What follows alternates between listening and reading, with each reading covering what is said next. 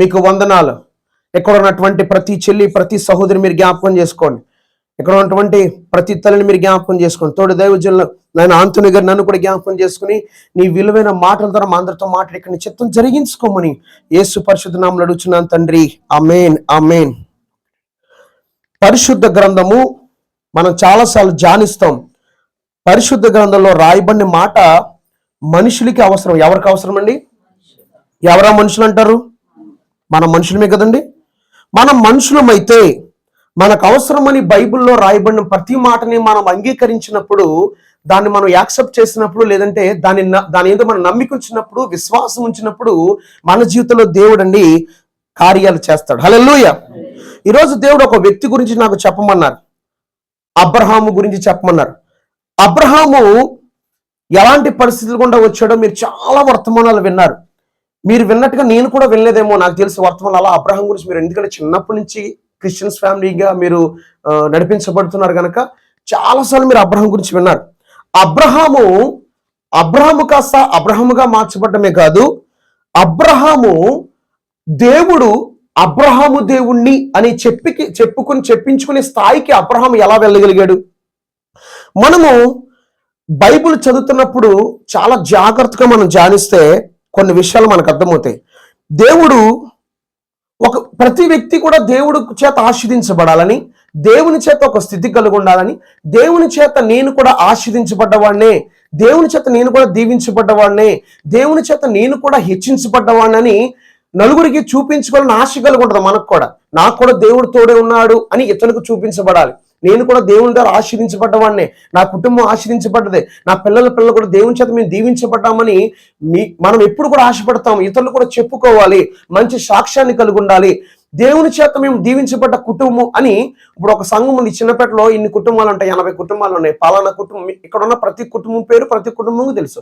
వాళ్ళ జీవితం అంతా ఏ కుటుంబం ఎలా ఉంది, ఎవరి బిడ్డలు ఎలాగున్నారు, వాళ్ళు ఎలాంటి పరిస్థితిలో ఉన్నారని ప్రతి కుటుంబానికి తెలుసు. అవును కదా? అలాగే మనకు అనిపిస్తుంది ఈ పలానా సోయన్సో, ఆ పలానా కుటుంబము చాలా దేవుని చేత దీవించబడింది, మంచి భక్తి పరులండి, మంచి ప్రార్థనా పరులండి అని మనం ఆశపడతాం. అంతకంటే ఎక్కువగా దేవుడు కూడా ఆశపడతాడు. అయితే ఎప్పుడైనా గుర్తుపెట్టుకోండి, దేవుడు ఒక వ్యక్తిని ఆశీర్వించే ముందు కొంత టైం తీసుకుంటాడు. ఆ టైంలో ఆ వ్యక్తి కనుక ఓపుకు పడితే, ఓర్చుకుంటే, ఎదురు చూస్తే, నిరీక్షణ కలుగుంటే, లోకం వైపు చూడకుండా, సొసైటీ వైపు చూడకుండా దేవుని వాగ్దానం వైపు, లేదంటే దేవుడు చెప్పిన మాట వైపు చూసినప్పుడు దేవుడు దాన్ని ఎలా చేస్తాడంటే, మళ్ళీ చెప్తున్నా, దేవుడి వైపు చూసినప్పుడు, దేవుని వాగ్దానం వైపు చూసినప్పుడు, దేవుని మీద నమ్మికుంచినప్పుడు, దేవుని కొరకు ఎదురు చూసినప్పుడు ఆ వ్యక్తి జీవితాన్ని ఒక 10 మంది చెప్పుకునే విధంగా మాదిరికరంగా ఆశీర్వదిస్తాడు. హల్లెలూయా. దేవుడు ఉద్దేశం అలాగుంటే నువ్వు 6 మంత్లో 2 మంత్స్లో అద్భుతం జరిగిపోయి నిన్ను 10 మందిలో నిలబెట్టాడు. కానీ కొన్ని ఇయర్స్ పడతాయి, అది ఎన్ని సంవత్సరాలు పడదని చెప్పలేను. కానీ ఆ సంవత్సరాల తర్వాత ఏం చేస్తాడంటే నీ సాక్ష్యాన్ని తీసుకొచ్చి కొన్ని లక్షల ముందు, లేదా వేల ముందు, కోట్ల ముందు నేను నిలబెట్టి, ఇదిగో ఈ బిడ్డ ద్వారా నేను ఎలాంటి కార్యాలు చేశానని నీ సాక్ష్యము ద్వారా ఆయన మహిమ పొందడానికి ఇష్టపడతాడు ఎప్పుడు కూడా. అందుకే ఇప్పుడు ఐగుప్తు దేశాన్ని నుంచి శత్రులు తరుముకొస్తున్నప్పుడు కూడా ఒక మాట అన్నాడు, నేను ఐగుప్తు సేనల ద్వారా నేను మహిమ పొందుతాను అంటాడు. ఏమన్నాడండి? నేను మహిమ పొందుతాను. శత్రువుకి ఎందుకు ద్వారం తెరిచాడంటే, శత్రువు అనుకున్నాడు, అరే నమ్ముకున్న దేవుడు ఐగుప్తు దేశం నుంచి బయటికి తీసుకొస్తాడంట, ఏకంగా ఏదో పండగ చేసుకోవాలంట, కానీ వీళ్ళని మనం తరుముతున్నాం, వీళ్ళు మనం దొరికేస్తారు రోయ్, వీళ్ళు మనం మళ్ళీ పట్టుకుని మళ్ళీ మనం చెరగ తీసుకెళ్ళిపోతున్నాం, మళ్ళీ బానిసత్తులోకి తీసుకెళ్తాం అని చాలా ఆశతో గుర్రాల మీద, రథాల మీద వస్తుంటే దేవుడు ఉద్దేశం ఏంటంటే, మీ ద్వారా నేను మహిమ పొందుతాను. ఎలా మహిమ పొందుతానంటే, చరిత్రలో ఈ భూ ప్రపంచం అంతా కూడా దేవుడని యెహోవా అంటే ఏంటో చూపించుకోవడానికి ఫరో సైన్యానికి ఎర్ర సముద్రాక లాక్కొచ్చి అక్కడ ముంచేసుకున్నాడు. అక్కడ ఏం చేశాడండి? ఎందుకు చేశాడు ఆ కార్యం? ఈ భూలోకమంతున కూడా దేవుడు అంటే ఏంటో చెప్పించుకోవడం చేశాడు ఆ కార్యం. ఆయన ప్లాన్స్ అర్థం కావు. అందుకే నా తలంపుల కంటే మీ తలంపుల కంటే ఎంత డిఫరెంట్ ఉందంట బైబిల్లో, యెషయా గ్రంథంలో. ఆకాశానికి భూమికి ఎంత డిఫరెంట్ ఉందో అంత డిఫరెంట్ ఉందంటండి. ఆయన తలంపులు మనం గెస్ చేయగలగాలంటే first of all prayer life కలిగి ఉండాలి. సెకండ్ వన్ బైబిల్ ధ్యానించాలి. థర్డ్ వన్ దేవుని చిత్తానికి లోబడితే దేవుని ఆలోచన మీకు అర్థమవుతుంది. ఒకరోజు ఒక వ్యక్తిని పిలిచాడు, చూశాడు, అలా పరలోకం నుంచి చూసి ఈ వ్యక్తికి ఆస్తుంది, చాలా ఆస్తుంది. అరే ఎంత ఆస్తుపరుడు, ఓకే బాగా. కానీ ఇతనికి ఒక లోటు ఉంది. ఏంటంటే ఇతనికి అసలు కుమారులు కానీ కుమార్తెలు కానీ సంతానమే లేదు ఇతనికి.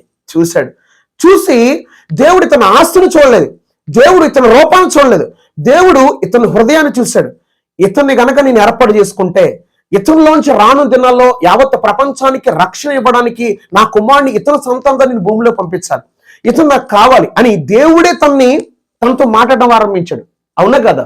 అబ్రహాముని దర్శించింది దేవుడే, అబ్రహామును వెళ్ళి మాట్లాడింది దేవుడే.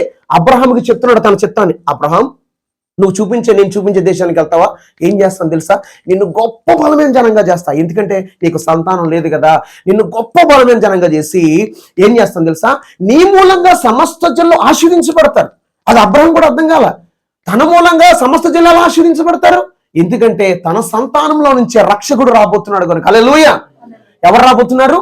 రక్షకుడు రాబోతున్నాడు కనుక ఈ అబ్రహాంకి అర్థం కాల. కానీ ఆ ఆశీర్వాదం, ఆ వాగ్దానంలో ఉన్న ఆశీర్వాదం తనకు అర్థం కాలేదు. కానీ దేవుడు నాకు సంతానం ఇస్తాడంట, సరే బిలీవ్ చేశాడు, నమ్మికుంచాడు, బయలుదేరాడండి. అతను ఎవరు పిలిచారు? దేవుడే కదా పిలిచింది, ఒక ప్రవక్త కాదు, ఎవరో ప్రవచనం చెప్పారు అని కాదు. ప్రవచనాలను ఇప్పటికి గుర్తుపెట్టుకోండి. కానీ ప్రవచనం చెప్తే బయలుదేరలేదు, దేవుడే సాక్షాత్తు మాట్లాడాడు, నువ్వు బయలుదేరు, నేను చూపించే నువ్వు దేశానికి వెళ్తే నేను నిన్ను ఒక గొప్ప బలమైన జనంగా చేస్తాను. జనంగా చేయడమే కాదు, నీ మూలంగా సమస్త జనులు కూడా ఆశీర్వదించబడతారు అంటే సరే అని చెప్పి తనకున్న ప్రాంతం నుంచి బయటకు వచ్చాడు. బయటకు వచ్చిన తర్వాత 12 అధ్యాయంలో బయలుదేరాడు. 13 వచ్చింది, 14 వచ్చింది, 15 అధ్యాయం వచ్చింది. మనము 12 తర్వాత 13, 14 జెనసిస్ చాప్టర్ 12, 13, 14 మనం చూస్తున్నాం. కానీ దాని తర్వాత ఈ 12వ అధ్యాయము, ఈ 13వ అధ్యాయము, ఈ 14వ అధ్యాయం అయిన తర్వాత 15వ అధ్యాయం ఎంటర్ అయ్యేటప్పటికి అబ్రహాము విశ్వాసంలో మార్పు వచ్చేసింది. అబ్రహాము విశ్వాసం ఏమొచ్చిందండి? మార్పు వచ్చేసింది. తన మాటలో మార్పు వచ్చేసింది, తన నిర్ణయాల్లో మార్పు వచ్చేసింది. పిలిచింది దేవుడే పిలిచాడు. కానీ తను పిలిచినప్పుడు ఉన్న విశ్వాసము తన జర్నీలో ప్రయాణ కొనసాగి కొద్ది కూడా విశ్వాసంలో మార్పు వచ్చి, మాటలో మార్పు వచ్చి, ఆఖరికి ఒక మాట వదిలేశాడు దేవుని దగ్గర, నువ్వు నాకు సంతానం ఏం లేదు. చూడండి ఒకసారి జెనసిస్ చాప్టర్ 15. ఇది జరిగిన తర్వాత యెహోవా వాక్యం అబ్రహాముకు దర్శనం ముందు వచ్చి, చూడండి విజన్, దేవుడు దర్శనాల ద్వారా కూడా మాట్లాడతాడు. ఎంతమంది నమ్ముతారు దర్శనాలు ఉన్నాయని? ఎంతమంది నమ్ముతారు? దేవుడట దర్శనం ద్వారా కూడా మాట్లాడతాడంట. దర్శనాలు లేవు అని అంటే అది చాలా పొరపాటు. ప్రవచనాలు లేవంటే అది చాలా పొరపాటు. ప్రవచనాలు ఉన్నాయి, దర్శనాలు ఉన్నాయి, పరిశుద్ధాత్ముడు భూమి మీద ఉన్నారు.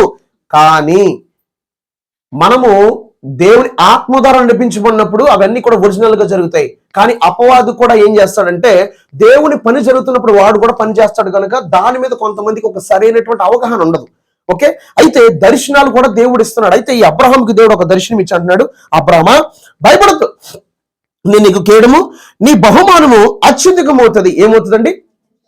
12 అధ్యాయంలో పిలిచాడు, 13 వచ్చింది, 14 వచ్చింది, 15 అధ్యాయం వచ్చేటప్పటికి ఎందుకు దేవుడు నీ బహుమానం ఏమవుతుందంటే అత్యధికమవుతుంది అనేటువంటి మాట దేవుడు అబ్రహాం ఎందుకు చెప్పాడంటే అబ్రహాము యొక్క ఆలోచన మారిపోయింది. అక్కడ తను దేవుడు పిలిచినప్పుడు ఉన్నటువంటి విశ్వాసం లేదు, దేవుడు తను ఏర్పాటు చేసుకున్నాడు, దేవుడు బలమైన జనంగా చేస్తా అన్నాడు, తన మూలంగా సమస్యలు ఆశీర్వదించబడతారని ఒక బలమైన వాగ్దానం తను చేసినప్పటికీ కూడా తను 15వ అధ్యాయం వచ్చేటప్పటికి తన ఆలోచన విధానం మార్చబడిపోయింది. ఏం చేసిందండి?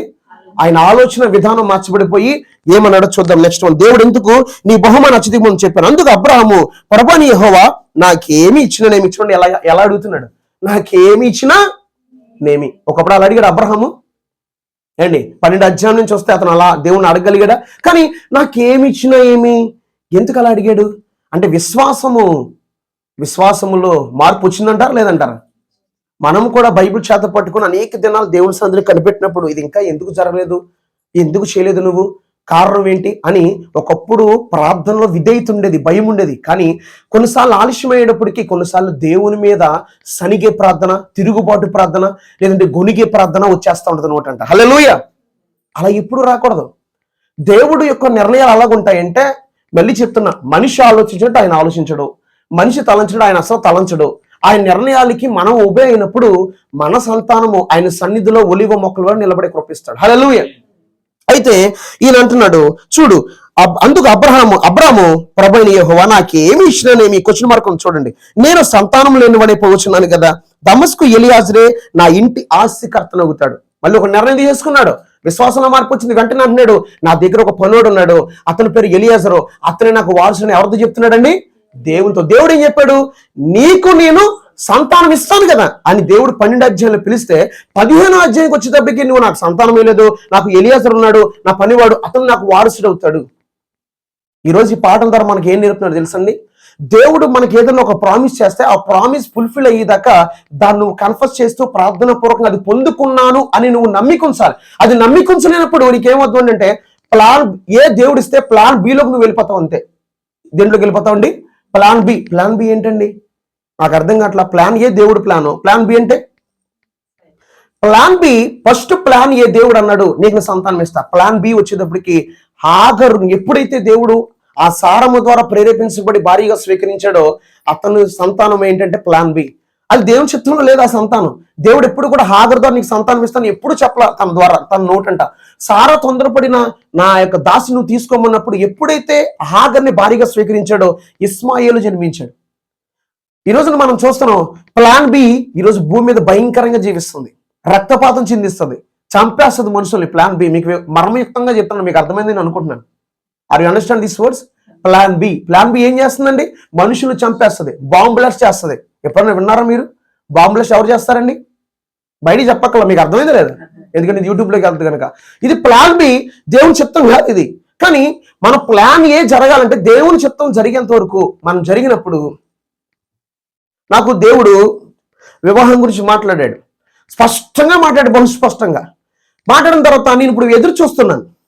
నేను కంగారు పడిపోయి తొందరపడిపోయి ఇంకెంత టైం ఎందుకులే అని చెప్పి నేను 10 మందిని ఫోన్ చేసి ఆధునిక గారు లాంటి వాళ్ళని ఏమంటే సంబంధాలు చూడండి అంటే సరే ఇంకా దైవజనం ఇంకా దేవుడు బయలుపరిచేయడమో సంబంధాలు చూడమని ఈయనకు 10 మందికి ఫోన్ చేసి 10 మంది చూసినప్పుడు ఎవరో నేను నాకు నచ్చినట్టు సెలెక్ట్ చేసుకున్నాను అనుకో, అది దేవుని చిత్తం అవుతుందా? ప్లాన్ ఏ జరగాలంటే అది పరలోకం నుంచి దేవుడు పర్మిషన్ ఇవ్వాలి. అది జరగాలంటే నిర్ణయ కాలం అంటూ ఒకటి ఉంది. అందుకే దేవుడు ఏది చేసినా తన కాలంలోనూ తన సమయంలోనూ తన నిర్ణయ కాలంలో చేస్తాడు. అది ఆ కాలంలో జరిగినప్పుడే దేవుడికి మహిమ, మనకు ఆశీర్వాదం. హల్లెలూయా. ఈ అబ్రహాం జీవితంలో దేవుడు చూశాడు, పిలిచినంత విశ్వాసం లేదు. నాకు సంతానం ఏం లేదు కదా, నువ్వు నాకు వారసుడు ఎవరు అనుకున్నావు? ఎలియాజరు అని దేవునితోనే మాట్లాడుతున్నాడు. దేవుడు తను ఏం చేశాడంటే వెనకపో నువ్వు అసలు నీ విశ్వాసం ఏమైంది అనలేదు, కానీ లేదు ఇతను నేను ఏం చేయాలంటే బలపరచాలి, ఇతను ఏం చేయాలి? బలపరచాలి. అందుకే దేవుడు అబ్రహాంతో స్టార్టింగ్ నుంచి ఏం చెప్తున్నాడు? ఇది జరిగిన తర్వాత యెహోవాకి అబ్రహాంకు దర్శనం వచ్చి, అబ్రహామా భయపడుకుని నీ కేడము నీ బహుమానం అత్యధికం అవుతుందని చెప్పి, అందుకు అబ్రహాం ప్రభుని యెహోవా నాకు ఏమి ఇచ్చినేమి, నేను సంతానం లేని వైపు వచ్చినానే, దమస్కు ఎలియాజరే నా ఇంటి ఆస్తికర్తను కదా, మరియు అబ్రహాము ఇదిగో నీవు నాకు సంతానం లేదు కనుక నా పరివారంలో ఒక నాకు వారసుడు చెప్పగా, యెహోవా వాక్యం అతని దగ్గరకు వచ్చి, ఇతడు నీకు వారసుడు కాడు, నీ గర్భవాసన పుట్టబోచిన వాడు నీకు వారసుడుగా ఉంటాడట. హల్లెలూయా. అప్పుడు ఏమన్నాడు? మళ్ళీ దేవుడు ఏ ప్లాన్ అయితే కలిగి ఉన్నాడో, ప్లాన్ ఏ దేవుడు ఏ వాగ్దానం చేసినో దాన్ని తిరిగి మళ్ళీ కన్ఫర్మ్ చేస్తూ దాన్ని రూఢిపరుస్తూ, నో నేను నీకు సంతానం ఇస్తా, నీ గర్భవాసం పుట్టబడి నీకు వారసుడు అవుతాడు. సరే అయితే ఓకే, ఎలియాజరు వారసుడు అయితే నీ ఇష్టం అని చెప్పాడు ఆయన. మరి దేవుడు చేసేంత వరకు నువ్వు ఎదురు చూస్తే దేవుని చిత్తం జరుగుద్ది. దేవుడు చెయ్యట్లేదని నువ్వు ఎదురు చూడలేని పరిస్థితిలో ఉంటే నీ జీవితంలో నీ చిత్తము నీ ఆలోచన ప్రకారంగా జరుగుద్ది. హల్లెలూయా. మనం ఒక చెట్టు నాటుతాం మన ఇంటి దగ్గర, ఒక ఉసిరికే బొక్క అనుకుందామండి. దానికి ఒక టైం పెట్టాడు దేవుడు, ఇన్ని సంవత్సరాలు ఇన్ని నెలల తర్వాత అది కాపు కాయాలి, పూత పూసి అప్పుడు కాయ రావాలి. అది నాటిన 2వ రోజు వచ్చి కాయలేదు ఏంటని మనం దాని మీద దెబ్బలాడితే అది ఆపాస్యంగా లేదండి? ఉందా లేదా? 2వ రోజే నాటింది, 2వ రోజే నాటిడు. ఈ రోజు రేపు అన్నాడు లేచి, ఏది కాయలేదే, అసలు నీకు నీళ్ళు పోస్తున్నాను, నీకు నా పెరట్లో నాటాను, అయితే నువ్వు ఉండకూడదని పీకి బయటడేశాడండి. అయితే దానివల్ల ఏమైనా ఉపయోగం ఉంటుందండి? యజమానికి ఉపయోగం ఉంటుంది, దానికి కూడా. కానీ దేవుడు మనం తన సంఘంలో నాటాడు, లేదంటే తన యొక్క రక్తంతో నేను కడిగాడు, కొంత సమయం పడుతుంది. ఆ సమయం కొరకు ఎదురు చూసినప్పుడు మాత్రమే దేవుని చేత ఆశీర్వదించబడ్డ వ్యక్తిగా మనం పిలవబడతాం ఈ భూమి మీద. పేతురు రాసిన పత్రికలో కూడా అంటాడు, మీరు ఆశీర్వదించబడ్డానికి పిలువబడ్డారు. హల్లెలూయా. దైవజనులు యేసన్ గారు మీ గురించి మీకు తెలుసు. ఆయన తన తల్లి చిన్నప్పుడు ప్రార్థన చేయించుకునేటప్పుడు చనిపోతున్నారు కదా, అందరూ చనిపోతున్నారని, ఈ బిడ్డ పుట్టిన తర్వాత పాస్టర్ గారి దగ్గర తీసుకెళ్ళి అందరూ చనిపోతున్నారు, ఈ బిడ్డ పుట్టాడు కదంటే పాస్టర్ గారు ఒక పేరు పెట్టారు, యేసన్న అని పెట్టారు. అమ్మ ఈ బిడ్డ దైవజనుడు అవుతాడని చెప్పి ప్రార్థన చేశాడు పాస్టర్ గారు ఆయనకి. అది తల్లి మర్చిపోయింది, తల్లి నిర్లక్ష్యం చేసింది. తను ఎదుగుతుంటే తన చేష్ట వల్ల తన తల్లి చాలా బాధపడేది. కానీ అల్లరచిల్లరగా ఉన్నాడు, ఆఖరికి రక్తం కక్కుంటున్నాడు. రక్తం కక్కుంటే తన తల్లిదండ్రులు కూడా చాలా తీరేది కనుక ఇంట్లోంచి పారిపోయాడు, రైల్వే ట్రాక్ తిరిగాడు, రక్తం కక్కుని అదే బట్టలతో అనేక దినాలను గడిపాడు. గడిపి దొరికిన ఫుడ్ తినేవాడు. ఆఖరికి పందులుంటే ఆ పందులను కూడా కొట్టి కొంచెం అన్నం తినుకున్న దినాలు ఉన్నాయి ఆయన. అలాంటి పరిస్థితుల్లో సిగరెట్ కాల్చేవాడు ఎవరో కొట్టి లేదా అడిగి తీసుకుని. అలా కొన్ని దినాలు గడిచింది. దేవుడికి ఒక నిర్ణయకాలం వచ్చింది. దేవుడు దర్శించాడు, ఈ బిడ్డని సేవకుడిగా చేయమని దైవజనుడు నోటంటే నేను చెప్పించాను కనుక ఇతనికి యేసన్న అని పేరు కూడా పెట్టించాను కనుక ఇంక ఇతని జీవితం ఎలా ఉండకూడదు, సమయం వచ్చింది, ఇతను నేను దర్శించబోతున్నాను అని దేవుడు ఒక నిర్ణయం తీసుకుని ఒక అర్ధరాత్రి ఇతను రక్తం కక్కున్న తర్వాత భయంకరమైన వస్త్రాలతో, చిరుపైన వస్త్రాలతో నడి రోడ్డు మీద నైట్ మిడ్ నైట్ నడుస్తుంటే దేవుడు వెలుగు ఆయన మీద పడింది. హల్లెలూయా. ఎప్పుడైతే ఆయన మీద పడిందో ఆయన మనసు, ఆయన ఆలోచన అంతా మారిపోయింది. మొత్తం పీస్ఫుల్ అయిపోయాడు, రీఫ్రెష్ అయిపోయాడు. మొత్తం ఆ మైండ్ సెట్, చిన్నపిల్లల మనస్తత్వం పోయింది. ఒక బాధ్యత, ఒక నమ్మకత్వం అన్ని అతనిలోకి వచ్చాయి. వెంటనే ఇంటికి వెళ్ళాడు. ఇంటికి వెళ్ళి ప్రార్థన చేసుకుంటున్నాడు, దేవుని సన్నిధి అనుభవిస్తున్నాడు, మోకాళ్ళ మీదే ప్రార్థన చేశాడు. ఇంకా చెప్పాడు, మమ్మీ నేను సేవకి వెళ్ళిపోతున్నాను, సేవ అంటే ఎంత వస్తుందాను చెప్పలేదు. దేవుని మాట పట్టుకుని వచ్చాడు. నడి రోడ్డు మీద నడుచుకుంటూ దేవుని వాగ్దానం పట్టుకు బయటకు వచ్చాడు. అంతకంటే ముందు జరిగిన సంఘటన ఏంటంటే, ఒక రోజు రైస్ మిల్లో పనిచేస్తాడు. ఆ రైస్ మిల్ ఉన్నప్పుడు ఆ రైస్ మిల్లో పనిచేస్తే యేసయ్య ఆయన దగ్గరికి వచ్చి గాయాలు చూపించాడు. గాయాలు చూపిస్తుంటే, యేసన్న చూడు గాయాలంటే, ఏంటయ్యా ఎవరయ్యా నువ్వు, ఈ గాయాలంటే ఎవరు కొట్టారు నేను? లేదు, ఈ గాయాల గురించి నువ్వు వివరించబోతున్నావు యేసన్న అని చెప్తుంటే ఈలోపు మాయమైపోయారు యేసయ్య. అయ్యో ఈయన యేసయ్య అని గుర్తుపెట్టుకుని యేసయ్య నరిచాడు. అరిసా ఆయన కనబల్లా. ఈ గాయాల గురించి నువ్వు ఒక దినాన్ని చెప్తావు అంతే. హల్లెలూయా. వెంటనే చెప్పలేదు ఆయన యేసయ్య గాయాల గురించి. సువార్త ప్రారంభించాడు, సువార్త చెప్తున్నాడు, వ్యక్తిగత సువార్త, రిచ్చా మీద సువార్త చెప్పాడు. అలా కరపతులు పంచిపెట్టి అంచులంచులుగా 80 విస్తరాకులు గుడారాల పండుగకి స్టార్ట్ చేశాడు. 80 విస్తరాకుల నుంచి ఈ రోజున యావత్ ప్రపంచం, total entire world hosanna ministry అంటే ఒక అద్భుతమైనటువంటి నమ్మకం ఉంది ఈ రోజు. హల్లెలూయా. దేవుడు వాగ్దానం ఎప్పుడు నెరవేర్చబడింది? కొన్ని దినాలు పట్టింది, సంవత్సరాలు పట్టింది, కానీ అది ఫుల్ఫిల్ అయిన తర్వాత యావత్ ప్రపంచానికి ఆశీర్వాదకరంగా ఒక దైవజనుడిగా దేవుడు చూపించాడు. ఏదనంతే దేవుడికి ప్రతిదీ ఒక సమయం ఉంది. నువ్వు అనుకున్నట్టు చేస్తా ఆయన దేవుడు కాదు. నువ్వు అనుకున్న టైంలో జరగాలనుకుంటే అది జరగదు, కానీ ఆయన కాలంలో జరిగినప్పుడే తన చిత్తం అనేది జరగగలుగుతుంది. హల్లెలూయా.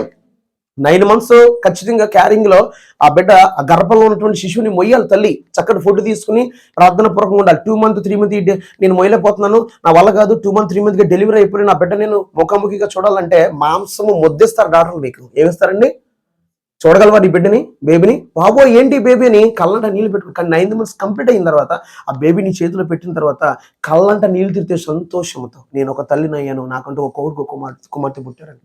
ఏదనంటే దేవుడు అబ్రహాంకి చెప్పినట్టు, దేవుడు అబ్రహాంకి చెప్పిన మాట దేవుడు నిలబెట్టుకున్నాడు, కానీ అబ్రహాం నిలబెట్టుకోలేకపోయాడు.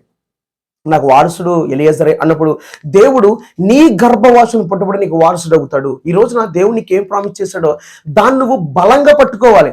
నువ్వు వెంటనే దాన్ని బలంగా పట్టుకోకుండా వేరే ఆపర్చునిటీలో, లేదంటే నెక్స్ట్ ప్లాన్ 2లో నువ్వు వెళ్ళినప్పుడు దేవుని చిత్తం నీ జీవితంలో జరగదు. దేవుని చిత్తం నీ జీవితంలో జరగదు. చూడండి, ఈ రోజున యెహోవా వాక్యం అతని వద్దకు వచ్చి 3వ వచనం చూస్తే, మరి అబ్రహాం ఇదిగో నువ్వు నాకు సంతానం మీద కనుక నా పని వల్ల ఒక వారసుని చెప్పగా యెహోవా వాక్యం అతని వద్దకు వచ్చి, ఇతడు నీకు వారసుడు కాడు, నీ గర్భవసును పుట్టబోచును నీకు వారసుడు అవుతాడు. మరియు ఆయన వెలుపలికి అతను తీసుకొచ్చాడు. చూడండి ఎలా బలపరుస్తుంది దేవుడు. మళ్ళీ రూఢపరుస్తున్నాడు. ఒకసారి బయటికి రా అని చెప్పి తీసుకుని వచ్చి, నువ్వు ఆకాశం వైపు తేరి చూచి నక్షత్రం లెక్కించుటకు నీ చేతనైతే లెక్కించు చెప్పి నీ సంతానం అలాగునని చెప్పాను. అతడు యెహోవాను నమ్మాను. హల్లెలూయా. అతడు ఎవరు నమ్మాడండి? ఈరోజు నువ్వు నిజంగా దేవుని నమ్ముతున్నావా? నీ జీవితంలో నీ భర్త విషయంలో కానీ, లేదంటే నీ గర్భాల విషయంలో కానీ నువ్వు అడిగింది దేవుడు చేయగలడని నువ్వు ఖచ్చితంగా నమ్మగలుగుతున్నావా?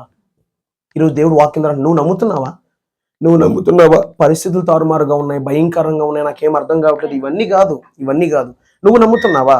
నువ్వు నమ్మగలిగితే, నువ్వు ఖచ్చితంగా నమ్మగలిగితే దేవుడు నీ జీవితంలో ఏం చేస్తాడమ్మా? ఎవరు నమ్మాలి? ఎవరిని నమ్మాలి? మీరు నమ్మాలి. అందుకే దేవుణ్ణి మీరు నమ్మగలిగితే దేవుడు చేస్తాడు. ఐ డోంట్ నో ఎలా చేస్తాడో నాకు తెలియదు, ఎలా నడిపిస్తాడో నాకు తెలియదు, ప్రయత్నాలు ఎలా జరుగుతాయో నాకు తెలియదు, దేవుని మార్గాలు ఎలా ఉంటాయో నాకు తెలియదు, కానీ నువ్వు నమ్మగలిగినప్పుడు, నువ్వు నమ్మినప్పుడు దేవుని కార్యాలు నీ కంటికి కనపడతాయి. హల్లెలూయా. నేను వైజాగ్ నుంచి వచ్చాను. ప్రభు అన్నారు, వైజాగ్ నుంచి నేను భీమవరం వస్తుంటే నేను వాడుకుంటాను, నువ్వు వెళ్ళన్నారు. ఫస్ట్ గుండా బొండాలంకలో డేట్ ఇచ్చారు, పేరు పెట్టమను, నేను పంపుతాను నాకుమను. నాకు ప్రభు చెప్పారు, రోజు ప్రార్థన చేస్తుంటే వేకుజన్ మా ఇంటికి నేను ఇక్కడ కొన్ని చోట్ల వాడుకుంటాను, నువ్వు అప్పుడు వైజాగ్ వెళ్ళదు, కంగారు పడద్దు అన్నారు. నేను నమ్మానంతే. నాకు ఎవరిని కన్సల్ట్ చేయాలి, నేను ఎవరితో మాట్లాడాలి, ఇప్పుడు నన్ను దేవుడు వాడుకుంటాడంట అని ఎవరిని ఎక్కడానికి కాదు. నేను ప్రార్థనలు గడిపితే దేవుడు నాకు ప్రేరేపించేవాడు, ఇది చేయి అని బ్రదర్కి ఇన్వైట్ చేయడం. అలాగే దేవుడు ఈ రోజున లోదరన్ చర్చిలో బొండాల్లో కానివ్వండి, బొండాళ్ళ లంకలో కానివ్వండి, లేదంటే ఇక్కడ భీవరము లోకల్లో కానివ్వండి, పలు చోట్ల నేను వాడబడ్డాను. ఈ రోజున ఇందులో ఆ మొబైల్లో ఉన్నాయి, చాలా స్టోరేజ్ ఉంది, చాలా చోట్ల వాడబడ్డ మెసేజ్ అని అందులో ఉన్నాయి. ఇంకా అప్లోడ్ చేయాలి యూట్యూబ్లో అవి. ఇంకా గణపర్లో ఒక వీడియో పెట్టాలి, తర్వాత బేవర్లో చెప్పిన ఒక చోట పెట్టాలి, తర్వాత బేవర్లో ఇక్కడ యోగులుగా చర్చింది పెట్టాలి, తర్వాత బొండాల్లో పెట్టాలి, తర్వాత బొండాల లంకలో పెట్టాలి. ఇంకా బోల్డ్ వీడియోస్ ఉన్నాయి అందులో. దేవుడు నాకు ఏం చెప్పాడు, నేను వాడుకుంటాను కొన్ని చోట్ల. నేను నమ్మినప్పుడు దేవుడు దాన్ని ఏం చేస్తాడంటే దాన్ని నెరవేర్పులోకి తీసుకొస్తాడు. అది నేను నమ్మకపోతే నన్ను వాడుకుంటావా ప్రభా, నాకు ఏ సపోర్ట్ లేదు, ఎవరో నాకు తెలియదు అంటే దేవుడిని మనం జస్ట్ ఒక మాట మనకు ఆయన బయలుపెట్టినప్పుడు ఎస్ నేను నమ్ముతున్నాను అని ప్రార్థనాపూర్వకంగా మనం ఉంటే ఆ వాగ్దానాన్ని నెరవేర్చుకోవడానికి దేవుడు మార్గాలు ఆయనే సరళం చేసుకుంటాడు. హల్లెలూయా. దేవుడు అంచులంచులుగా నడిపిస్తాడు. ఈ రోజున నిన్నగాక మనం ఈ బొండలంక బుధవారంలో ఈవినింగ్ మేము ప్రేయర్ జరిగింది, నేను వాడుపడ్డాను. ఆయన అంటున్నారు, ఒక ఆయన సీఆర్ గారు మా ఇంటికాడ ప్రేయర్ పెట్టి తిరిగాను, మీరు వస్తారా, ప్రేయర్ పెట్టాలి, మీరు వస్తారా అంటున్నారు. అలా దేవుడు ఏం చేస్తాడంటే ఒక్కొక్క కార్యం చేసుకుంటూ వెళ్తాడు, ఇంకో చోట అవకాశం ఇస్తున్నాడు. ఇలా దేవుడు ఏం చేస్తుంటే ఒక్కొక్క స్టెప్ హెచ్చిస్తున్నాడు. దేవుడి మార్గాల్లో మనం నడవాలి. దేవుడి కొరకు దేవుడి మాట మనం నమ్మికుంది సార్. ఏ సపోర్టు లేని నాకేం పెద్ద మినిస్ట్రీ లేదు, దేవుని వాగ్దానాలు ఉన్నాయి, దేవుడే నాకు తోడుగా ఉన్నాడు. హల్లెలూయా. ఒక యూట్యూబ్ పరిచయం కూడా మేము దేవుని మాట పట్టి స్టార్ట్ చేస్తాం. ఈ రోజు నువ్వు నమ్మాలని, నువ్వు నమ్మితే ఖచ్చితంగా దేవుడు నీ జీవితంలో ఆయన కలవ చేసుకుంటాడు. నీ భర్త మారడని మనుషులు చెప్పి ఉండొచ్చు, కానీ దేవుడు చెప్పలేదు కదా. చెప్పాడా? నీ జీవితం ఇది జరగదు, నీ జీవితం ఈ కార్యం జరగదు, నీ జీవితం ఈ మార్పు ఉండదు, నువ్వు ఎలాగే ఉంటావు, నువ్వు ఎలాగే చచ్చిపోతావు ఇది అని మనుషులు ఉచ్చరిస్తూ ఉంటారు, చెప్పిస్తూ ఉంటారండి. నీ బ్రతికింతే. కానీ దేవుడు అలా అన్న కదా అంటాడండి. ఆయన దగ్గరికి వచ్చినప్పుడు ఐఎమ్ సారీ నేను చేయలేకపోతున్నాను, దయచేసి వెళ్ళిపోండి అన్నాడా? నమ్మికూస్తున్నావా? ఎస్, నేను నమ్మికూస్తున్నా. చేసి పంపించాడు, స్వస్థపరిచాడు, అనేక అద్భుతాలు చేశాడు, అనేక కార్యాలు చేశాడు. 18 సంవత్సరాల నుంచి అపవాది ఒక ఆమెను బంధించిందంట. మీకు తెలుసు కదా, గూను వచ్చిన వాళ్ళు అంటారు కదా. 18 years అండి అపవాది ఆమెను ఏం చేసిందంట, ఒక బంధించినప్పుడు దేవుడు ఆమెను చూసి ఆమె మీద చెయ్యి వేసి 18 సంవత్సరాల నుంచి సాతాను బంధించిందని చెప్పి ఆయన అన్నప్పుడు తిరిగి దిక్కును లేచి ఆమె స్ట్రైట్ గా నిలబడటంగా మనం బైబిల్ వార్తలో చూస్తాం. దేవుడికి అసాధ్యమైనది ఏది. కానీ సెకండ్ వన్, మనం ఏం చేయాలి తెలుసా? బిలీవ్ చేయాలండి. మనం ఏం చేయాలి? బిలీవ్ చేయాలి. నీకు ఇచ్చిన దేవుడు ప్రామిస్ నువ్వు బిలీవ్ చేయగలగాలి. అది 1 year పట్టచ్చు, 2 year పట్టచ్చు, కానీ అది నీకు ఎలాగుంటుందంటే నీ నెక్స్ట్ జనరేషన్ కూడా ఆశీర్వాదకరంగా ఉంటుంది. హల్లెలూయా. నెక్స్ట్ జనరేషన్ కూడా ఆశీర్వాదకరంగా ఉంటుంది. మా అమ్మగారు ఒక ప్రార్థన చేశారు. ఆవిడికి ప్రార్థన రాదు, కానీ ఒక ప్రార్థన, నా కొడుకుని సేవ చేస్తాడు, అది దేవుడు పట్టుకున్నాడు. నా సేవ చేస్తాడు, నువ్వు నాకు మాట ఇచ్చావు, నేను చేయించుకుంటాను అంతే. నీ బిడ్డ ఎక్కడైనా ఉండి, ఆస్ట్రేలియా వెళ్తాడా, న్యూజిలాండ్ వెళ్తాడా, అమెరికాలో సెటిల్ అవుతాడా, ఎక్కడ సెటిల్ అవ్వాలనుకున్నా సరే నా సేవకు అప్పించే కనుక నేను అతను ఏం చేస్తానంటే ఒక దైవజనుడుగా నేను తీర్చిది వాడుకుంటాను నిర్ణయం తీసుకున్నాడు అంతే. దేవుడు ఏం చేశాడు? దేవుడు నాతో మాట్లాడడం ఆరంభించాడు 2014 టిల్ టుడే ఆల్సో. ఎందుకంటే మీకు ఎందుకు చెప్తాను తెలుసా? నేను చేయని ప్రయత్నం లేదు. మా అమ్మగారు తెలుసు. ముంబై వెళ్ళాను, చెన్నై వెళ్ళాను, బోల్డ్ డబ్బులు ఖర్చు పెట్టాను, అనేక ఇంటర్వ్యూలకు వెళ్ళేవాడిని, అనేక ఆప్షన్లు తిప్పుతూ ఉండేవారు. నేను అలా తిరుగుతున్నా పనిగా టైగానే తింటాం, ఏది సక్సెస్ అయ్యేది కాదు. కానీ తను నోరు తెచ్చి సేవకు అప్పించాను, నువ్వు సేవకుడిగా చేయాలి, దైవజనుడిగా ఉండాలని నాకు చెప్పాను. కానీ దేవుడు మాత్రం నువ్వు దైవజనుడివి, నేను సూచించింది నా సేవ కోసం, నా సేవ చేయన్నాడు. నేను ఆయన నమ్మినప్పుడు ఈ రోజున నా తల్లిదండ్రులు కూడా మార్చబడి నేను వాక్యం చెప్తుంటే కూర్చుంటున్నాను. హల్లెలూయా. నమ్మకపోతే జరుగుతాయా? నువ్వు బిలీవ్ చేయి. ఈ అప్ప ఎలా జరుగుతుంది, ఈ హస్బెండ్ ఎలా మార్పు వస్తుంది? నేను కూడా చెప్తా, నువ్వు నమ్ముకున్న దేవుడు కదా, అసాధ్యమైంది ఏది లేదు.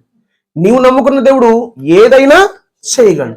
ఆయన నోటి మాట ద్వారా ఈ భూమి ఆకాశాలని సృజించినవాడు. నీ నమ్మకత్వాన్ని బట్టి, నీ భక్తిని బట్టి, నీ విధేయతను బట్టి దేవుడికి నువ్వు కరెక్ట్గా యథార్థంగా భక్తి చేస్తే దేవుడు ఖచ్చితంగా నువ్వు అనుకున్న దానికంటే తన చిత్తానుసారంగా ఎక్కువ చేసి నేను సాక్ష్యం నిలబెడతాడు. హల్లెలూయా. ఫస్ట్ బిలీవ్ చేయడం నీ పని. అదే అన్నాడు బైబిల్లో. మరొకసారి మాట చదువుకున్నాం, ఏమన్నాడు చూద్దాం, ఒకసారి చూద్దామా. 5th one చదువుకున్నాం ఒకసారి. ఎవరు చదువుతారు నాన్న? Genesis chapter 15 verse 5 నాన్న. మరియు ఆయన వెలుపులకి అతను తీసుకుని వచ్చి, నీవు ఆకాశం వైపు తేరి చూచి లెక్కించుటకు నీ చేతనైతే లెక్కించు చెప్పి నీ సంతానము అలాగగునని చెప్పాను. ఒకసారి ఆగమ్మా. ఇప్పుడు ఈ జనరేషన్ లో దేవుడు మీతో మాట్లాడండి. ఎవరికి ఇక్కడ కన్సీవ్ అవట్లా, గర్భఫలం లేదండి, దేవుడు నీతో మాట్లాడాడు. రామ్మా ఒకసారి పైకి రా అన్నాడు. నేను పైకి వెళ్ళావు, చెప్పయ్యా ఒకసారి ఆకాశం వైపు నక్షత్రాలు లెక్క పెట్టంటే నా వల్ల కాదయ్యా, 1 2 మళ్ళీ కన్ఫ్యూజ్ అయిపోతున్నాను. నీ సంతానం ఎలా అవుతుందంటే మీరు బిలీవ్ చేస్తారా? నాతో మాట్లాడుతుంది దేవుడేనా? అసలు నన్ను పిలిచిన దేవుడేనా ఏంటి? ఆకాశ నక్షత్రం నా సంతానం అవుద్దా? డాక్టర్లు ఏమో రిపోర్ట్లను చూసి చాలా కష్టమమ్మా, చాలా ప్రమాదం అమ్మా అంటున్నారు. అని నాతో ఎవరు మాట్లాడుతున్నారు? కానీ సారాంకి ఎప్పుడు ఇచ్చాడండి గర్భఫలం? ఇప్పుడు డాక్టర్ అయితే ఏమంటారు? కానీ దేవుడు పిల్లరా, లోకం ఆలోచించద్దు. కానీ నీకు ఎటువంటి ప్రాబ్లం ఉందో నాకు తెలియదు. యేసు నామంలో దేవుడు నమ్మికిస్తే యేసు నామంలో చక్కటి బిడ్డ నీకు చేతిలో పెడతాడు. హల్లెలూయా. నీకు ఏ ప్రాబ్లం ఉన్న దేవుడికి సమస్తం సాధ్యమే. Now still today HIV, cancer, అనేక మంది దేవుడు పాదాలు ప్రభా నీ చిత్తమైతే నన్ను స్వస్థపడి సాక్ష్యం చెప్తాను, నేను సిగ్గుపడకుండా అంటుంటే యథార్థంగా చెప్తే now HIV today also normal వస్తుంది కదా అనేక మందికి. క్యాన్సర్ కూడా ఈ రోజున ఆ క్యాన్సర్ నుంచి కూడా, మరణపు నుంచి కూడా విడుదల పొందట్లేదా? నౌ స్టిల్ టుడే అనేక మందికి దైవజనం చెప్పినట్టుగా దేవుడు గర్భఫలం ఇవ్వట్లేదా? యేసు నామములో నేను ప్రార్థన చేసినప్పుడు నీకు ఏం చేయాలంటే ఫస్ట్ నీలో నమ్మకం ఉండాలి. నీలో నమ్మకం ఉండాలి. అందుకే నెక్స్ట్ వన్ చూస్తే అక్కడ ఏమనుంది? అక్కడ అతడు తర్వాత నెక్స్ట్ వన్, ఆయన అది అతని నీతిగా దేవుడు అతని నీతికి ఎంచాడంట. అబ్రహాము నువ్వు నన్ను నమ్మే కదా చాలిక. పిల్లరా, దేవుడు నీతో మాట్లాడుతున్నాడు. నువ్వు నమ్మితే చాలు. ఏం చేయాలి? నువ్వు నమ్మితే చాలు అంతే. దేవుడు నాకు ఈ అధ్యాయాన్ని ఇంటికాడ చెప్పమన్నాడు. ఈ అధ్యాయం నుంచి ఈ మాటలు చెప్పమన్నాడు. అందుకే ఇంక నేను ఏమీ రాసుకోలేదు. ఇదిగో ఆది కాండము ఈ అధ్యాయం నుంచే మాట్లాడుతున్నాడు. అందుకే ఈ అధ్యాయం నుంచి నేను మీకు ఎక్స్ప్లెయిన్ చేస్తున్నాను. దేవుడు నీ చింత యావత్తు కూడా తీసేయగల దేవుడు. నీ చింత కానీ, నీ బాధ కానీ, నీ వేదన కానీ, నీ సమస్య కానివ్వండి, ఎలాంటి పరిస్థితుల్లో నువ్వు ఉన్నా సరే, నువ్వు దేవుని నమ్మగలిగితే, మళ్ళీ చెప్తున్నా, నువ్వు దేవుని నమ్మగలిగితే, మేము చిన్నప్పటి నుంచి క్రైస్తవులు పాస్టర్ గారు, మీరు ఇప్పుడు కాక మొన్న వచ్చారు, మీకేం తెలుసు మా గురించి అంటే నేను ఒప్పుకోను. నువ్వు దేవుని నమ్మితే కనుక దేవుడితో నువ్వు నడుస్తావు. అదే నీకు సూచన. హల్లెలూయా. నువ్వు దేవుని నమ్మితే దేవుడితో నువ్వు నడుస్తూ ఉంటావు. నువ్వు దేవుని నమ్మలేదు కనుక ఇప్పటిదాకా నువ్వు దేవునితో నల్లా. నీకు నచ్చిన జీవితం, నీకు నచ్చిన మార్గంలో నడిచావు, నీకు నచ్చిన ఉద్దేశాలు, నీ తలంపులు, నీ ప్రణాళికలను నెరవేర్చుకున్నావు. అందుకే వాటి వల్ల నువ్వేమయ్యో తెలుసా? దురాశ గర్భం ధరించి గర్భం పరిపక్వమయ్యి పాపమును కనగా మరణానికి అంటది. ఇల్లరా, యవ్వన కాలంలో ఉన్నప్పుడు దేవుని కొరకు నిలబడితే దేవుడు ఆశీర్వదిస్తాడు. దేవుడు ఒక వ్యక్తిని ఎప్పుడు బ్లాస్ చేస్తాడంటే తన యవ్వన కాలాన్ని గుర్తిస్తాడు. ఎలా బ్రతుకుతున్నాడు యవ్వనస్తురాలు. టెంప్ట్ అయిపోకూడదు. ఆ అబ్బాయి చక్కగా ఉన్నాడు కదా, మంచి శాలరీ కూడా, మంచి శాలరీ ప్యాకేజ్ ఉంది, నేను సెటిల్ అయిపోతాను అని నిర్ణయం తీసుకుంటే వివాహం అయిన తర్వాత రోజుకో అనుమానం మాట, కొట్టతారు, తిడతారు. ఇవి కంప్లైంట్స్ ఈ రోజున బోల్డ్ ఉన్నాయి. ఈ రోజున కంప్లైంట్స్ భూమి మీద ఉన్నాయండి లేవా? నేను మన బొండాడు వెళ్ళాను. నేను అక్కడికి దేవుని ఆత్మ ద్వారా చెప్పాను, ప్రేమించి పెళ్లి చేసుకోకుండా అన్ని జనుల అమ్మాయి ప్రేమించి పెళ్లి చేసుకున్నారు, అన్ని జనుల అబ్బాయిలు ప్రేమించి పెళ్లి చేసుకుంటున్నారు. నా దగ్గరికి 2-3 వచ్చారండి. ప్రేమించి పెళ్లి చేసుకున్నాము, ప్రార్థన చేయండి అని. ఒక ఆవిడ ఏడుతుంది.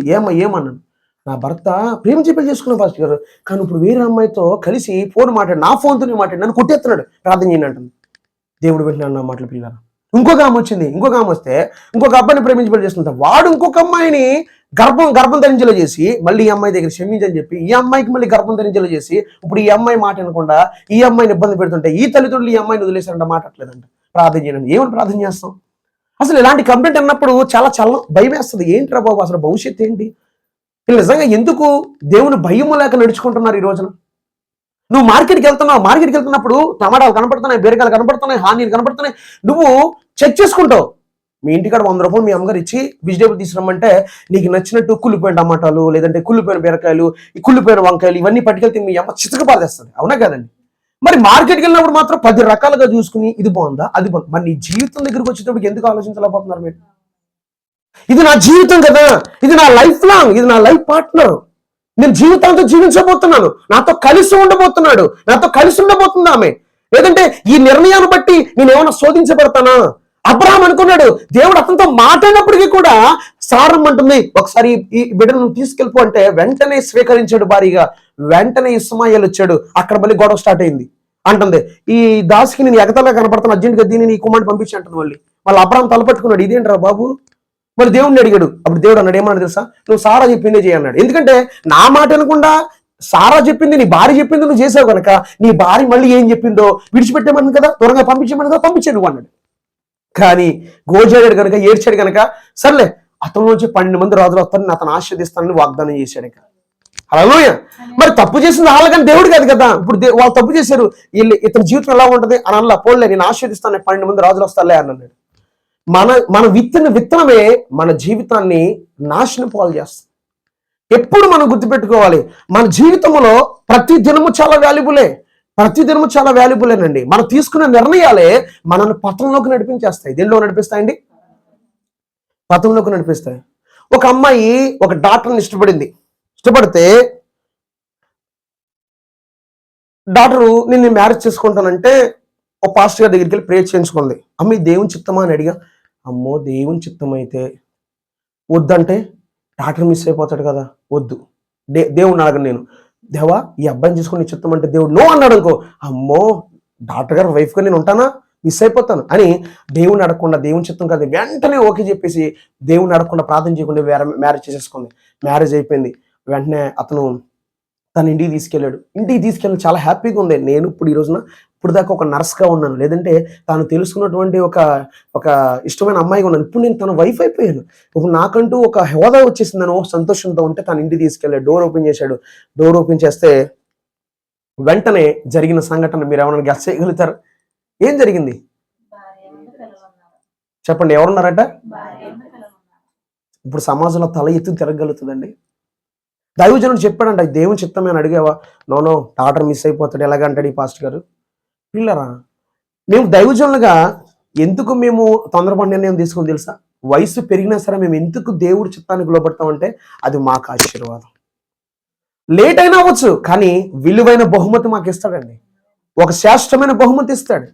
మా కొరకు అంగలార్చి సంఘాల కొరకు భారం కలిగి భర్త కంటే దేవుడిని ప్రేమించే బిడ్డలు ఇస్తాడండి. సేవకులు అందుకే లేట్ అవుతుంది, ఆలస్యం అవుతుంది.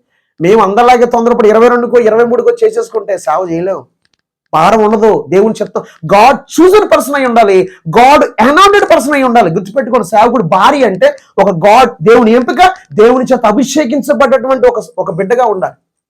God chosen person, God anointed person. దేవుడు అభిషేకించాలి, దేవుడు ఎన్నుకోవాలి. ఆ వ్యక్తి చూడండి, ఇప్పుడు ఈరోజు పీజీ స్టీఫెన్ పాల్ గారు వచ్చి వాళ్ళ వైఫ్ అద్భుతమైన సేవ చేస్తున్నారు, అవునా కదా? ఆయన చాలా సంబంధాలు తీసుకొస్తున్నారు, వాళ్ళ నాన్నగారు అమ్మగారు కూడా. అయితే చూస్తున్నారు, అందరిని చూసి నో నో నో అని చెప్తున్నాడు ఈయన. అప్పుడు ఈ శైలాపూర్ గారు వచ్చి కూర్చున్నారు. ఈయన అడిగేటట్టు ఒక క్వశ్చన్, నువ్వు నన్ను ప్రేమిస్తావా దేవుని ప్రేమిస్తావా? అందరూ ఏమన్నారంటే నిన్నే ప్రేమిస్తానన్నారు ముందు స్టీఫెన్ పాల్ గారు, తర్వాత దేవుని ప్రేమిస్తానంటున్నారట. ఈ అమ్మాయి మాత్రం నేను మిమ్మల్ని కాదు, ముందు యేసుని ప్రేమించే తర్వాత మిమ్మల్ని ప్రేమిస్తాను అన్నట. ఓకే దేవుని స్తోత్రం అని చెప్పి కన్ఫర్మ్ చేశారు. ఆయన కొన్ని దినాలు ఇంట్లోనే ఉండేది. ఆయన అన్నారట, నీకు సేవకు పిలుపు ఉంది, ఆపలేరు ఎవరో కూడా, నేను రానండి ఇలా ఇంట్లోనే ఉంటాను. లేదు దేవుడిని పిలుచుకున్నా, నేను బలంగా వాడుకుంటాను ఇవ్వరంట. ఇప్పుడు అద్భుతం పోటాపోటీగా తన హస్బెండ్తో పోటాపోటీగా సేవ చేస్తాను. దేవుని ఎంపిక కదా అలాగ ఉంటుందండి. దేవుని ఎంపిక ఒక సేవకుల కుటుంబమే కాదు, ఈరోజు నీ జీవితంలో నువ్వు కారుస్తున్న కన్నీరికి కారణం ఎవరు? నువ్వు తీసుకున్న నిర్ణయాలు కాదంటారా? మరి అబ్రహాము తన నిర్ణయం ఏం తీసుకున్నాడంటే, ఇలాగే చెప్తాడు, దేవుడు చెప్తే చెప్పాడు కానీ నా భార్య మంచిగా ఆగ్రహం తీసుకోమంటుంది ఒక వైఫ్ కింద, వెంటనే ఒక డిసిషన్ తీసుకుంటే చాలా శోధించబడ్డాడు అబ్రహాము మళ్ళీ తన భార్య ద్వారానే, అవునా కదా? పంపించే, ఎగతాళి ఏముంది, నన్ను తక్కువగా చూస్తుంది, పంపించే ఏమైపోయింది? ఈ రోజున మీ నిర్ణయాలు మీ జీవితాన్ని మార్చేస్తాయి. మీ నిర్ణయాలు మీ జీవితాన్ని మార్చేస్తాయి. ఏం మార్చేస్తాయండి? మార్చేస్తాయి. నాకు ఎవరో వాట్సాప్లో మెసేజ్ పంపించారు, మన యూట్యూబ్ ఛానల్ రన్ అవుతుంది, అనేక మంది సాతాను లేపుతా ఉంటాడు అనమాట, రకరకాల మంది లేపుతా ఉంటారు. ఇక నుంచి ఈడెవడో కొంచెం పైకి వస్తున్నాడంటే దేవుడు అపోద ఒప్పుకోడు, ఈయన ఎలాగైనా అర్జెంట్గా ఆపాలి, బ్రేక్ చేయాలి బాబు, వీళ్ళకి ముందుకు వెళ్ళిపోతాడు అన్నట్టుగా ఎవరో ఒకరు ప్రేరేపిస్తూ ఉంటాడు హృదయాన్ని ఏదో ఒకటికి పెట్టే విధంగా. ఎవరో వాట్సాప్లో మెసేజ్ పంపించారు, అది ఏంటో కూడా చూడలేదు, కానీ నాకు అది నచ్చల, చూడగానే సిర్రపడ్డాను. ఎందుకంటే అది లోక సంబంధంగా ప్రేమించుకునే వాళ్ళు పెట్టుకుంటారు కదా ఒక సింబల్, ఆ సింబల్ పెట్టి వాట్సాప్లో స్టిక్కర్ అది పెట్టి పంపించారు. నేను చూశాను, వెంటనే అది ఓపెన్ చేయకుండా డిలీట్ చేసేసాను వాట్సాప్లో నుంచి. వాట్సాప్లో ఉండగానే డిలీట్ చేశాను, అది ఓపెన్ కూడా చేయలేదు. ఎందుకంటే మన జీవితంలో అనేకమైన ఎదురవుతాయి. గుర్తుపెట్టుకోండి, దేవుడిచ్చేది ఉంటుంది, అపవాదు కూడా మనకి చూపిస్తాడు అనేకమైనవి, అవునే కదా? నీ జీవితంలో అపవాది చూపించి నీ ఎన్నుకున్నావా? దేవుడు చూపించి నువ్వు తీసుకున్నావా? దేవుడు చూపించి నువ్వు తీసుకుంటే ఈరోజు నీ లైఫ్ ఎలా ఉంటుంది? మరి అపవాది చూపించి నువ్వు తీసుకుంటే నీ జీవితం ఇప్పుడు ఎలా ఉంది?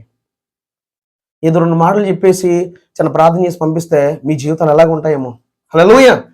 పిల్లలారా గుర్తుపెట్టుకోండి, ఇక్కడ మేము సేవ స్టార్ట్ చేయకముందు అక్కడ సేవ అక్కడ జరిగేదండి. ఈ వీళ్ళ ఇల్లు అవ్వక ముందు అదే రోడ్డు, అవతల రోడ్లో జరిగితే వాళ్ళకి ఇప్పుడు అద్దె ఇల్లు కావాలి. అయితే ఇల్లు కావాలితే అప్పుడు దేవుడు బయలుపరుస్తున్న పరిశుద్ధాత్మ చిన్నపేటలో క్రిస్టియన్స్ ఏరియాలో ఇస్తాను ఇల్లు చూడమని అన్నారు.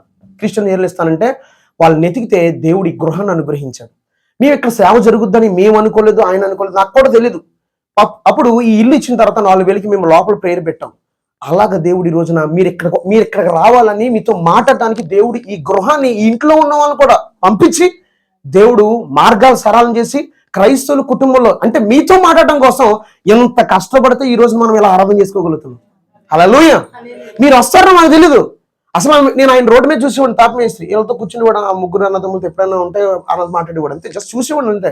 కానీ ఆయన వస్తాడు ఇక్కడ, ప్రేరణ కరుణ గారు వస్తారు, ఇక్కడ ఆంతోని గారు వస్తారు, ఇక్కడ మేమందరం నెక్స్ట్ దేవుడి పరిచయని ఇప్పటికి ఇచ్చారు, ఇప్పటికి చూసుకుంటున్నారు. ఆంతోని గారు దైవజనులు దేవుడు ఇచ్చాడు ఆయనకి, మేము ఎవరి వల్ల దేవుని ఏర్పడ్డది.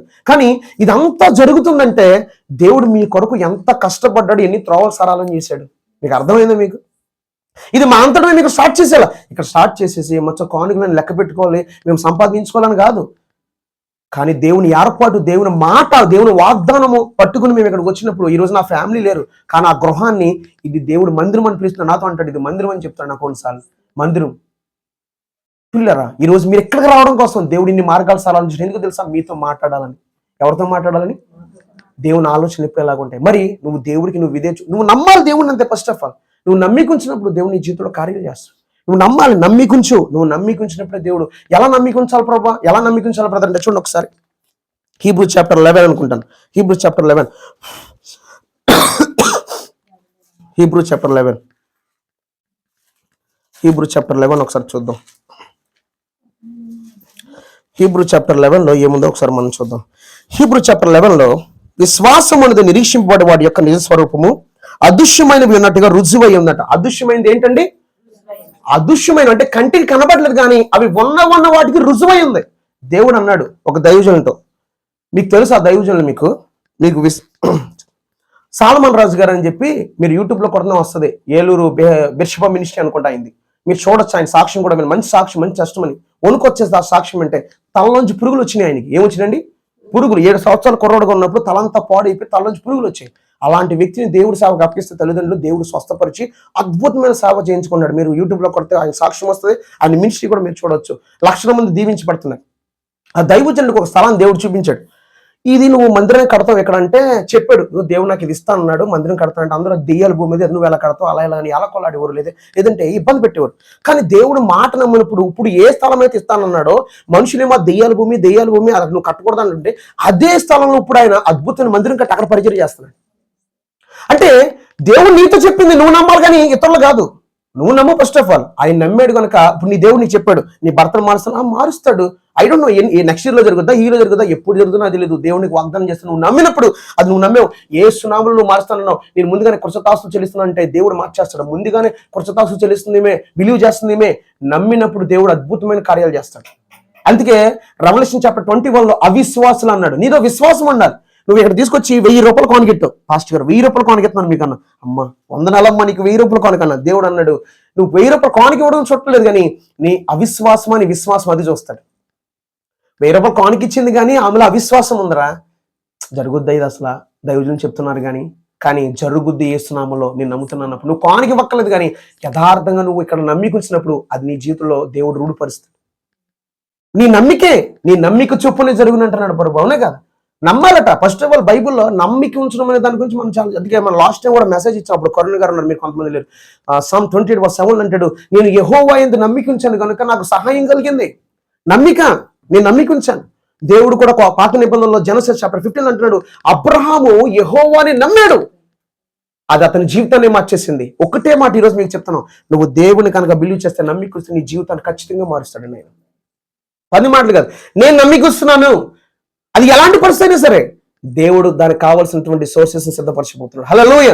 మార్గాలు సరళించం. నీ జీవితంలో నీకు ఏది అవసరమో అలా ఆయనకి తెలుసు. ప్రియబిడ్డ నువ్వు అనొచ్చు, దైవజనుడా ఎలా చెప్పబోతున్నావు, దేవుడు నిన్ను కుమార్తెగా స్వీకరించాడు. నువ్వు దేవుని సత్తు, దేవుడికి నువ్వు వేడిస్తే ఆయనగా బాధ కలుగుతుంది. నువ్వు నమ్మకంగా యథార్థంగా భక్తి చేసినప్పుడు నీ కన్నీరు చూసినప్పుడు దేవుడు చలించిపోతాడు. అదే లోకంలో ఉండి కన్నీరు చేసినా సరే దాన్ని పట్టించుకోడు. కానీ దేవా నా పరిస్థితి ఎలాగుంది, నా లైఫ్ పార్ట్నర్ పరిస్థితి ఎలాగుంది, నా గర్భఫలం విషయంలో ఏంటి, నా జీవితం ఏంటి ఎలాగుందని నువ్వు దేవుడితో ఎక్కువగా పెనుగులాడినప్పుడు దేవుడు నీతో మాట్లాడతాడు, నిన్ను దర్శిస్తాడు. నీ జీవితంలో ఆయన చేయాల్సిన ఆయన చేసి నీ జీవితాన్ని మార్చేస్తాడు. హల్లెలూయా. ఒక సాక్ష్యం నేను విన్నాను హోసన్న మినిస్ట్రీస్ లో. నేను నా కళ్ళతో చూశాను ఈ సాక్ష్యం. వాళ్ళకి పిల్లలు లేరు, అన్ని నుంచి రక్షించబడ్డారు. అందరూ అడుగుతున్నారు, ఏంటి పిల్లలు లేరా, ఇంకెప్పుడు అంటే వాళ్ళు అనివరట, మా దేవుడు మాకిస్తాడు వాళ్ళ అన్ని జనులు కనుక వాళ్ళ చుట్టాలకు రక్షణలు చెప్తూ ఉండేవారట. అలా కొన్ని దినాలు గడిచిపోయింది. వైఫ్ అండ్ హస్బెండ్కి మినిమం 40 years దాటేసిందండి, ఎంటర్ అయిపోయారు వాళ్ళు. ఇద్దరు కూడా 40 years అబౌవ్ ఉంటారండి. కానీ దేవుడు వాళ్ళకి అద్భుతమైన మగపిల్లని ఇచ్చాడు. ఆ మగపిల్లని పట్టుకుని గుంటూరు గోరంటలో అబ్రహాం గారి చేతిలో పెడితే అబ్రహాం అని పేరు పెట్టాడు ఆయన. హల్లెలూయా. పిల్లరా, నమ్మిక, నీ నమ్మిక చొప్పున జరుగుతుంది. నువ్వు నమ్ముతున్నావా ఈ రోజున నువ్వు వస్తుంది, శోధన వస్తుంది. ఏంట్రా బాబు ఇంత భయంకరంగా ఉంది, ఇంత భయంకరంగా మాట్లాడుతుంది, ఏంటి నా జీవితంలో ఎలాగున్నాయి, దీనివల్ల ఏమైపోద్దాను. కానీ నువ్వు దేవుణ్ణి నమ్మికించినప్పుడు ఆయన శక్తి ముందు ఇవేమీ నిలబడతాయండి. ఇప్పుడు ఆయన వెళ్తున్నాడు, ఆయన ట్రావెల్ చేస్తుంటే అపోవాది ఒక రేపాడు. కానీ ఆయన సంగతి ప్రపంచానికి తెలుసు, మొత్తం సమస్తము కూడా ఆయన ఆధీనంలో ఉంటుంది కనుక ఆ సముద్రాన్ని గద్దించాడు, ఆ గమ్యానికి చేరాడు. అక్కడ ఒక వ్యక్తిని దేవుడు బాగు చేసి తిరిగి తన ప్రాంతానికి వెళ్ళమన్నాడు. గెరాజినే ప్రాంతంలో దెయ్యాలు పట్టాడు సేన అనే వ్యక్తిని స్వస్థపరిచాడు. అపవాది ఎప్పుడు కూడా మీ జీవితంలో ఏదైనా జరిగే ముందు, లేదంటే మీరు వెళ్తున్నప్పుడు కొన్ని గలిబులు సృష్టిస్తాడు, కొన్ని అలజడులు సృష్టిస్తాడు. అవి మీరు ఎదుర్కోవాలి. దేవుడు చెప్పండి, నా సాక్ష్యం నేను ముగించేస్తాను. నేను మా అమ్మ సేవకపి నాకు చెప్పకపోయినా నేను దేవుని నమ్ముకుని నేను వెంబడిస్తుంటే మా ఇంట్లో కొట్టేవారు, తిట్టేవారు, భయంకరమైన మాట్లాడేవారు. ఇది ఎందుకు వచ్చిన జీవితం, అసలు చచ్చిపోతే పోవాలా, లేదంటే ఇల్లు విడిచిపెట్టి పోవాలా, ఇవన్నీ అనుకుంటే ఈరోజు నేను మీకు ముందు నిలబడతానా? దేవుడి కృపిస్తాడా? దేవుడి స్థితిలో నన్ను పెడతాడా? నేను ఒకవేళ కనుక నిలబడకపోతే మీరు కూడా అంతే. నా జీవితం అనేకమైన పోవటం. మీరు నా మదర్ ఎక్కడ ఉంది, మీ తర్వాత మీరు కన్సల్లో మాట్లాడండి అసలు ఎలా ఉండేది ఏంటని. భయంకరమైన మాటలు, భయంకరంగా ఉండేది నా పరిస్థితి.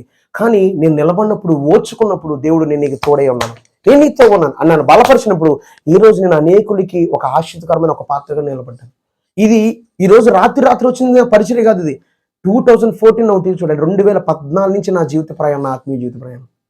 ఈరోజు దేవుడు నీకు కూడా నీ జీవితంలో చేసే కార్యం, నెక్స్ట్ నీ పిల్లలు కూడా ఒక ఉన్నతమైన స్థితిలో ఉంచగలడు ఆయన. నువ్వు లోబడు, నమ్మికుంచు. అయ్యా పరిస్థితులన్నీ భయంకరంగా ఉన్నాయి కదా, దేవుడికి అసాధ్యమైనది లేదు. నువ్వు దేవుని దగ్గరికి వచ్చా. పొద్దున్న పావుగంట చేసాను చాలు, పొద్దున్న ½ hour చేసాను చాలు కాదు. నీకు పన్ను అయిపోయిన వెంటనే నువ్వు దేవునితో నువ్వు కనిపెడుతూ గడుపుతూ ఉంటే, దేవునితో నువ్వు పెనుగులాడితే దేవుడు నీ జీవితంలో కార్యాలు చేస్తాడు. హల్లెలూయా.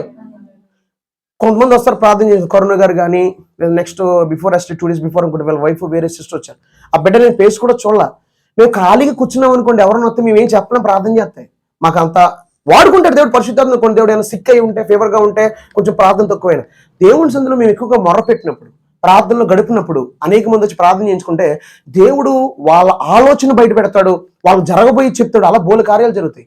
అది నేను ప్రార్థన చేయను ప్రభు అంటే మీకు అర్థమైందని నేను చెప్పేది. మీకు ఎప్పుడు గుర్తుపెట్టుకోండి, దేవుని ఎందుకు నమ్మిక ఉంచాలి, దేవునితో నడవాలండి. ఇవి ఎప్పుడైతే మనం చేస్తామో మన జీవితంలో దేవుని కార్యాలు అద్భుతంగా ఉంటాయి ఈ భూమి మీద. హల్లెలూయా. నీకు ఒకటే మాట, అబ్రహాం అట నమ్మాడు. బయటికి తీసుకొచ్చిన తర్వాత నువ్వు లెక్క పెట్టంటే ఎలాగుంటుంది సంతానం అంటే, తను ఎప్పుడైతే బిలీవ్ చేశాడో, నమ్మిక ఉంచాడో, అది అతనికి నీతిగా ఎంచబడింది. చెప్పండి, అది అతనికి నీతిగా. మరి నువ్వు నమ్ముతావా ఈ దినాన్ని? ఈ దినాన్ని నేను నమ్ముతున్నాను బ్రదర్, నేను నమ్ముతున్నానంటే నువ్వు ఖచ్చితంగా దేవుణ్ణి అడగాలి. ప్రభా నేను నమ్ముతున్నాను అనగలవా? చెప్పగలవా? నేను నమ్ముతున్నానయ్యా అని చెప్పగలవా? And he believed in the lord అనే మాట మనం ఇంగ్లీష్లో చూస్తున్నాం. And he believed in the lord, దేవుని యందు లేదంటే ప్రభు యందు ఆయన నమ్మికుంచాడట. నమ్మికొస్తావా? నువ్వు కూడా నమ్మికొస్తావా? అడుగు దేవుణ్ణి, నేను నమ్మికొస్తానని చెప్పు. ఎలాంటి పరిస్థితి అయినా సరే నాకు తెలియదు, కానీ నీ పరిస్థితి మార్చగల దేవుడు ఆయన. హల్లెలూయా. నీ పరిస్థితి మార్చగలడు. ఓ రాకాష్ అందరూ నీ పరిస్థితి మార్చగలడు నాన్న. అడుగు దేవుణ్ణి అడుగు. ప్రభా నేను నీ యందు నమ్మికొస్తున్నాను తండ్రి. ప్రభా look now toward heaven and count the stars, అంటే లెక్కపెట్టు స్టార్స్ ని, if you are able to number them అనేటువంటి మాట మనం చూస్తున్నాం. అంటే నువ్వు ఈ స్టార్స్ ని లెక్కపెట్టి ఒకసారి, ఈ నెంబర్స్ లెక్కపెట్టి అనేటువంటి మనం ఇంగ్లీష్ చూస్తున్నాం. అందుకే తెలుగులో చూస్తే, మరియు ఆయన వెలుపలకు అతను తీసుకుని వచ్చి నువ్వు ఆకాశం వైపు తేరి చూచి నక్షత్రం లెక్కించడానికి నీ చేతనైతే లెక్కించమని చెప్పి నీ సంతానం అలా అని చెప్పాను. ఇప్పుడు కనుక ఇలాంటి వాగ్దానం ఎవరికైనా వస్తే చెప్పారనుకో, అసలు దేవుడు గారు ఇతనితో మాట్లాడింది, దెయ్యమే మాట్లాడి అంటారు. అవునే కదండి. ఈ రోజున క్రైస్తవులే విశ్వాసములో సరిగా లేరు. దేంట్లో సరిలేరండి? దేవుడు నీతో మాట్లాడా? ఎలా మాట్లాడతాడు దేవుడు? అసలు ఎవరితో మాట్లాడతాడు దేవుడు మాట్లాడతాడు. హల్లెలూయా. నువ్వు నమ్ముకున్న దేవుడు మాట్లాడే దేవుడు. అనేక అన్యజనులు సాక్షి చెప్తారు, ఏసై మాతో మాట్లాడాడు బాబు, ఏసై మమ్మల్ని దర్శించాడు బాబు అని. కొన్ని లక్షల సాక్ష్యాలు అతను మీరు యూట్యూబ్లో చూడండి. నీ దేవుడు గొప్పోడు. మోకరిస్తావా? నీ దేవుడు గొప్పోడు నాన్న. నీకు ఎవరు లేకపోవచ్చు, నీ పరిస్థితులన్నీ తోరమారుకుండొచ్చు, కానీ నువ్వు దేవుడిని నమ్మితే చాలు. దేవుడు నీతో ఉన్నాడు. I am with you. దేవుడు నీతో ఉన్నాడు. దేవుడు నీతోనే ఉన్నాడు. దేవుడు నీతోనే ఉన్నాడు. నేను నిన్ను నమ్ముతున్నానని చెప్పంతే. నేను నిన్ను నమ్ముతున్నాను. ఎలాంటి పరిస్థితి నాకు తెలియదు, నువ్వు దాన్ని మార్స్తావు అంతే. నువ్వు మారుస్తావు. నా జీవితంలో ఈ చేదు అనుభవాన్ని తీసుకొచ్చి మారావంటి జీవితాన్ని ఆయన మధురంగా మార్చే దేవుడు. ఆయన మధురంగా మారుస్తాడు. మధురంగా మారుస్తాడు నీ దేవుడు. నీ దేవుడితో ఒకటే చెప్పు, నేను నమ్ముతున్నాను, నేను నమ్ముతున్నాను, నేను నమ్ముతున్నానని చెప్పు, నేను నమ్ముతున్నానని చెప్పు, నేను నమ్ముతున్నానయ్యా, నిన్నే నమ్ముతున్నాను, నిన్నే నమ్ముతున్నాను, నిన్నే నమ్ముతున్నానని చెప్పండి దయచేసి. ఆయనే నమ్ముతున్నానని చెప్పు, మనుషుల్ని కాదు, మనుషుల్ని కాదు. నేను నిన్ను నమ్ముతున్నాను. అబ్రహాము నిన్ను నమ్మినప్పుడు అది అతనికి నీతిగా ఎంచబడినప్పుడు నువ్వు కూడా దేవుడిని నమ్మితే దేవుడు నిన్ను సిగ్గుపరచుడు కదా సహోదరి సహోదరుడా. నేను నిన్ను నమ్ముతున్నానయ్యా, నేను నిన్ను నమ్ముతున్నాను చెప్పు, నేను నిన్ను నమ్ముతున్నాను అంతే. నువ్వు నాకు కనబడట్లేదు కానీ నేను నిన్ను నమ్ముతున్నాను. నువ్వు మాట్లాడే దేవుడు నేను నమ్ముతున్నా. వాక్యం ద్వారా మాట్లాడతావు, ఇదిగో దర్శనం ద్వారా మాట్లాడతావు, ఇదిగో ప్రవచనం ద్వారా మాట్లాడతావు. నువ్వు నన్ను దర్శిస్తున్నావు, ఇదిగో నేను నీ చిత్తంలో ఉన్నప్పటిని నేను నశించిపోకూడదని, ఇదిగో నేను నశించిపోయి నరకానికి వెళ్ళకూడదని దేవా నువ్వు నన్ను దర్శిస్తున్నావు. నేను నిన్ను నమ్ముతున్నాను. ఇక్కడి నుంచి నా జీవితంలో నీ చిత్తం జరుగును గాక. నీ చిత్తానికి నేను లోపడతానయ్యా. ఇప్పుడు దాకా నా ఏడుపు కారణం నేనే కదా. ఇప్పుడు దాకా నా జీవితంలో కొన్ని పరిస్థితులు తారుమారడం కారణం నేనే కదా. నేను నడకుండా సంప్రదించాను, నీ చిత్తమో కాదో తెలుసుకోలేకపోయాను, నీ దగ్గర నేను కనిపెట్టలేకపోయాను, నా జీవితం నా ఇష్టం అనుకున్నాను. అందుకే ఈ రోజు నా జీవితం చేదనుభవంగా ఉంది. నోటి నిండా ముద్ద తినలేకపోతున్నాను ప్రభా. మొహము నిండా సంతోషం లేదు. నలుగురిలోకి వెళ్ళాలంటే సిగ్గు, అవమానం, బాధగా ఉంది నాకు. కారణం నేనే కదా. ఇక్కడి నుంచి అయినా సరే నీ యందు నమ్మిక వస్తున్నాను. యెహోవాను నమ్మిన కనుక అబ్రహాముకి నీతిగా ఎంచబడింది. ప్రియ సహోదరి, దయచేసి కన్నెరబెడవు, దేవునితో మాట్లాడు, దేవుని పట్టుకో. నువ్వు చేస్తే గానీ కుదరదు. నువ్వు చెయ్యాలి ప్రభువా, నువ్వు చెయ్యాలని అడుగు. నువ్వు అద్భుతం చేయాలి, నువ్వే మిరాకిల్ చేయాలి, నువ్వు చేయగలవు, నువ్వు చేయగలవు. నేను నమ్ముతున్నాను, నేను నమ్ముతున్నాను, నేను నమ్ముతున్నాను అని చెబితే ఒక దినం నువ్వే సాక్ష్యం చెప్తావు ఎక్కడో చోట. నమ్మికొస్తున్నానని చెప్పు. ఓ రందల కరందల